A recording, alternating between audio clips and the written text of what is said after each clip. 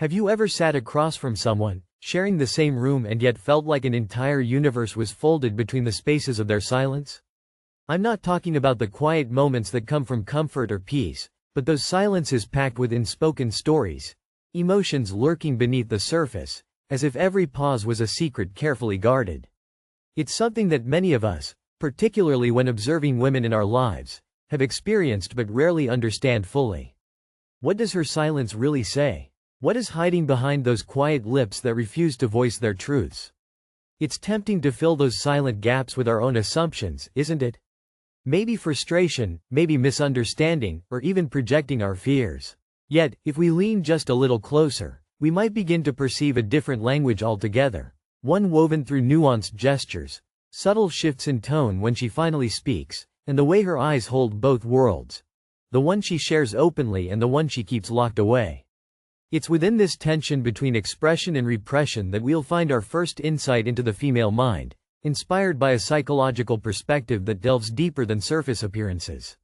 Let me start by sharing a story I encountered during my days working with clients, a story that stuck with me because it perfectly captures this enigmatic dance of silence and meaning. Julia was a graphic designer based in Portland, 29 years old, known among friends for her radiant smile and quick wit.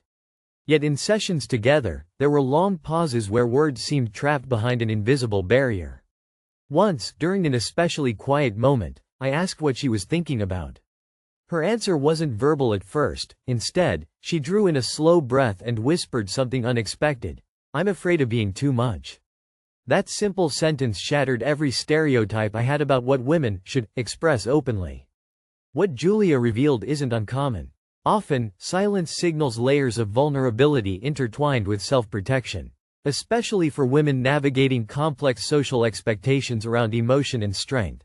Those unspoken rules teach us to moderate how loudly we express pain or desire for fear of judgment or rejection. This leads to what can be described as a paradoxical silence, an absence of speech that actually screams volumes underneath. To clarify this idea without getting tangled in jargon, imagine her inner world as a room full of voices speaking at once, but only one is allowed to come out at a time. This controlled release is not merely about choosing when to speak, it's also about managing how much of herself she reveals, and sometimes deciding whether to reveal anything at all.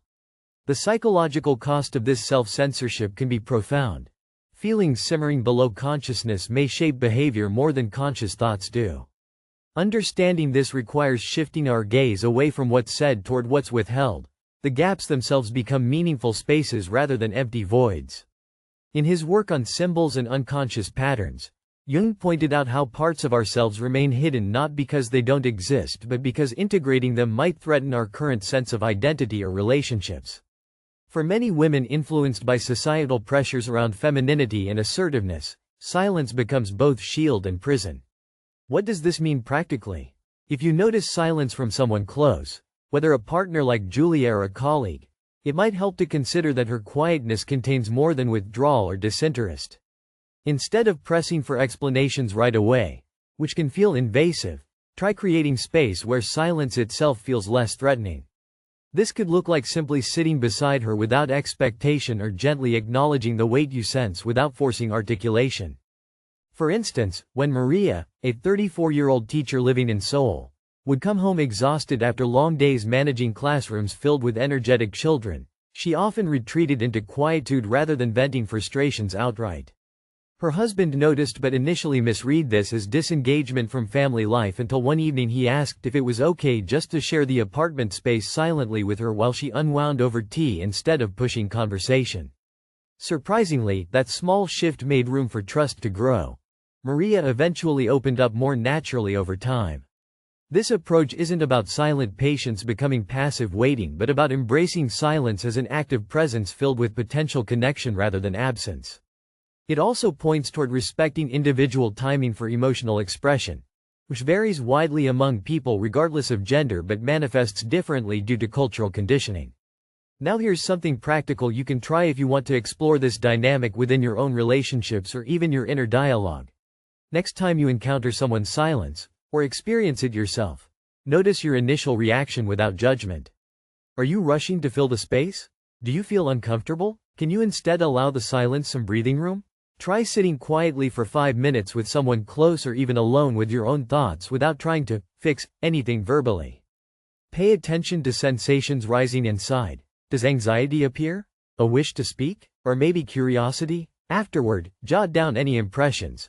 Not words necessarily, but emotions or images that surfaced during that silent pause. This exercise doesn't promise instant revelations but invites practice in tolerating ambiguity, a state where meaning slowly unfolds rather than being forced prematurely. And here's where Jung's insight whispers softly. Integration happens not by ignoring what is hidden but by acknowledging its presence gently enough so it can step forward on its own terms. I must admit I've stumbled through this myself more times than I care to count. Waiting impatiently for answers only made things harder once I learned patience with silence unlocks unexpected doors of empathy and understanding rarely accessible otherwise. And while we're on the subject of deepening understanding beyond words, if following along feels relevant so far and sparks some thoughts about your own experiences with unspoken feelings around you, or inside, you might want to subscribe to the channel since there are more pieces unpacking these delicate patterns ahead. But before moving on, think back for a moment. Have you ever felt misunderstood because your quietness was mistaken for indifference? Or perhaps ignored because speaking felt risky? If yes, you're already stepping into recognizing one layer beneath female silence most tend not to see at first glance. So let me wrap up this opening point like this. The silence often masks complexity rather than emptiness, a complexity shaped by cultural conditioning around emotion combined with personal fears rooted deep inside us all, though expressed uniquely. This means approaching female silence requires curiosity over assumption, and patience over impatience, because beneath stillness lies movement waiting quietly for recognition. And just maybe, that recognition starts not when words arrive but when they dare remain absent without judgment first. If you'd like, I can guide you through ways to notice these nuances better as we go along, because understanding isn't just about decoding others but learning how our own minds react in these silent encounters too. For now though, maybe keep this thought simmering quietly somewhere inside before jumping ahead. What if every pause carries its own kind of message just waiting for us not to rush past? Anyway, it feels right here to pause, and no worries, not everyone loves sitting silently. But that very discomfort might tell us something important too, something worth exploring next time someone chooses quiet over noise, or when we ourselves do. So tell me, in your life has there been a moment where silence spoke louder than words did? How did it feel? Drop your story below if you feel like sharing. Hearing real experiences adds so much depth beyond theory alone. And hey, since we're talking human complexity anyway, a little awkwardness over silence included. It reminds me how none of us really masters these things overnight, if ever. We're all fumbling along, even those seemingly serene souls who keep their secrets well hidden. At least now maybe there's hope knowing those silences aren't empty after all, but invitations disguised cleverly as stillness. Alright. Let's hold on to that thought as we prepare for what comes next. The second insight about how emotions intertwine tightly under surface calmness in ways even close ones often miss entirely.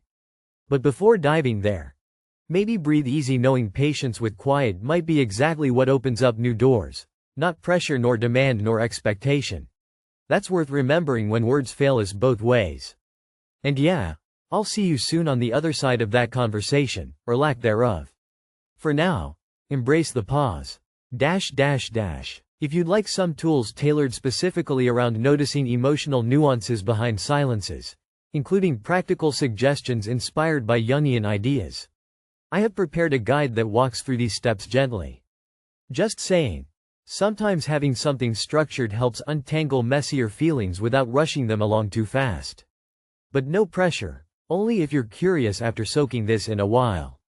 That's enough for today. See you soon. Sometimes, silence isn't just a shield or a hidden conversation. It's a carefully constructed boundary that protects what feels fragile inside. It might sound paradoxical, but this boundary is less about shutting others out and more about guarding the self from being overwhelmed. Think about moments when someone you know, maybe a close friend or partner, suddenly pulls back, not because they want to end connection, but because their internal world feels too crowded or chaotic to share. This is the second insight, silence as self-preservation. I once worked with Hannah, a 27-year-old social worker from Toronto, who described her silence as a reset button.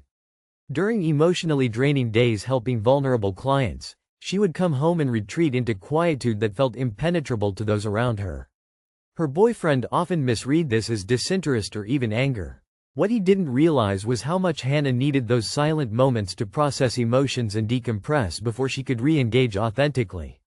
This protective silence differs from mere withholding. It's an adaptive response to emotional overload. The mind sometimes needs to close the door temporarily so it can sort through feelings without external demands. This isn't exclusive to women by any means, but for many women navigating multiple roles and expectations simultaneously, at work, family, society, the pressure can be immense, making this kind of silence especially frequent. Here's where things get interesting. If we assume silence always demands explanation or is something to fix, we risk invalidating the very mechanism someone depends on for resilience. Instead, recognizing silence as a pause for self-preservation invites us to respect that space differently. What could this look like in practice? Imagine your colleague Sarah, a 40-year-old nurse working double shifts during recent healthcare strains in New York City. After exhausting days filled with life and death urgency, she often remains quiet at home, not because she doesn't want to share but because sharing immediately might feel too much. If you wanted to support Sarah, or anyone in similar circumstances, you might try an exercise that goes beyond verbal check-ins. Create a quiet companion ritual. This could be as simple as sitting together without expectation of conversation, perhaps watching a movie, gardening side by side, or even doing separate activities in the same room with an unspoken agreement that presence is enough. Try this yourself next time someone seems withdrawn. Instead of pushing for explanations, offer your presence without words or judgments. Notice how it feels not to rush filling silences but simply being alongside them. You might find unexpected closeness emerges when pressure eases. Of course, there's nuance here. Silence can sometimes signal distancing rather than protection. Distinguishing between these requires sensitivity and ongoing attunement rather than quick conclusions. That's part of why it's so tricky. Silence carries many faces. Now shifting gears without losing thread. There's another layer beneath silence worth exploring: the way emotions are often filtered through cultural expectations about expression itself. This brings us to the third insight: the performance of emotional restraint. I remember meeting Layla during my travels in Lisbon, a 31-year-old pastry chef passionate about her craft but notoriously reserved about personal feelings. In Portuguese culture, and many others, showing strong emotion publicly, especially vulnerability, is often tempered by social norms valuing composure and harmony. Layla confessed how she'd learned early on to keep it together, lest she be seen as weak or unstable. Her restraint wasn't absence of feeling, quite the opposite. It was like holding back waves so skillfully you almost forget they're there until they break unexpectedly, in tears during a quiet moment alone or laughter bursting through after tense days at work. This concept is crucial because it reveals how silence doesn't only arise from fear or fatigue but sometimes from internalized standards dictating what emotions are acceptable and how loudly they may be expressed. Women especially navigate these unspoken rules shaped by familial traditions and societal messages about femininity and strength. Recognizing emotional restraint helps us appreciate that silence may mask not emptiness but intense inner life carefully modulated for survival within cultural contexts. How can you apply this understanding practically? Here's an idea inspired by Layla's experience.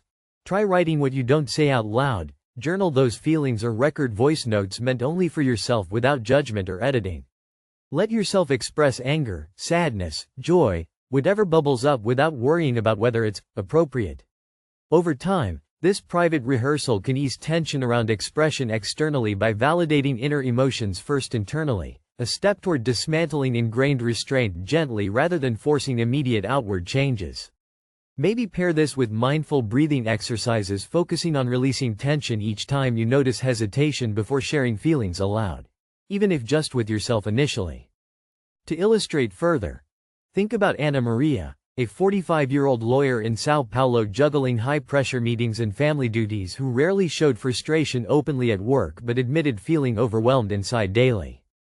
She began journaling nightly what she suppressed during her hectic days, including doubts about career decisions and personal fears, which helped her reconnect with authentic needs long buried under performance masks. This practice didn't mean immediate radical openness with colleagues or family but gradually eased internal conflict causing her stress, showing how acknowledging restraint privately sets groundwork for healthier future communication patterns. And here's where I confess something. I once assumed that being open all the time was the gold standard for mental health until I realized that sometimes containment itself is an art form. A balancing act between survival and authenticity shaped deeply by culture and personality quirks alike, and yes, I've had my moments of awkward oversharing too. So yeah, embracing emotional restraint as part of human complexity doesn't mean accepting repression but recognizing its nuanced role, and then choosing when, how gently to loosen its grip over time based on safety felt inside relationships and self-awareness. There's no one-size-fits-all answer here, spoiler alert. But starting with personal reflection through private writing combined with mindful breathing offers tangible ways to explore these hidden emotional currents safely at your own pace, or alongside trusted listeners when ready. Speaking of pace, I hope these reflections resonate somehow because unpacking layers beneath silence challenges us all differently depending on context yet reveals shared humanity beneath distinct experiences. Feel free to share below if any particular insight connects with your own story. That kind of exchange enriches understanding far beyond any lecture alone could achieve. And since we're weaving through these delicate themes one step at a time, if curiosity strikes about practical tools blending psychological insight with gentle exercises tailored for navigating silent spaces, I have some carefully crafted resources available quietly waiting whenever you're ready, no rush. For now though, let's linger briefly on how both protective silence and cultural emotional restraint shape interactions uniquely in daily life, and how honoring these dimensions shifts relationships subtly yet profoundly over time. Next time you notice someone retreating silently after emotional overload, or see them carefully modulating feelings according to social scripts, remember there might be complex dance unfolding far richer than what meets eye or ear alone. Noticing this invites empathy rooted not just in observation but shared experience, and maybe changes how we listen entirely beyond words spoken aloud. Anyway, thanks for staying curious so far.